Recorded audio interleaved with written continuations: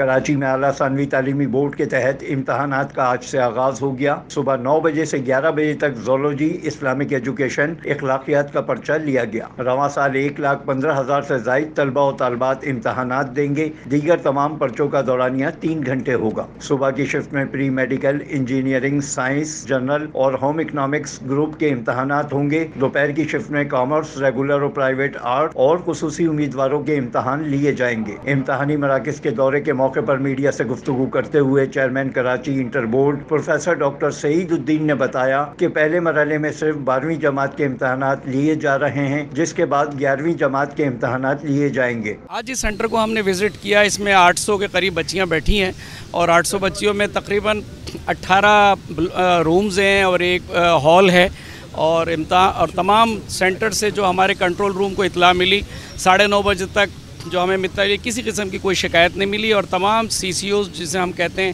Centre control officer, وہ اپنے اپنے سینٹروں پہ پیپر لے کے 8:30 اور 8:45 بجے پہنچ گئے تھے، اور تمام سینٹروں پہ پیپر بر وقت شروع ہو گیا تھا۔ انٹر بورڈ کے تحت مجموعی طور پر 211 امتحانی مراکز قائم کیے گئے ہیں۔ نقل کی روک تھام کے لیے سخت اقدامات کیے گئے ہیں۔ اطراف میں دفعہ 144 نافذ ہوگی۔ سینئر اساتذہ پر مشتمل 8 سپر ویجیلنس ٹیمیں بنائی گئی ہیں، جو چیئرمین انٹر بورڈ، ناظم امتحانات، ڈائریکٹر جنرل کالجز اور ریجنل ڈائریکٹر کالجز کے تحت کام کریں گی۔ Afzal Khan, C110 news, Karachi. C110 news, خبر کی اصل خبر۔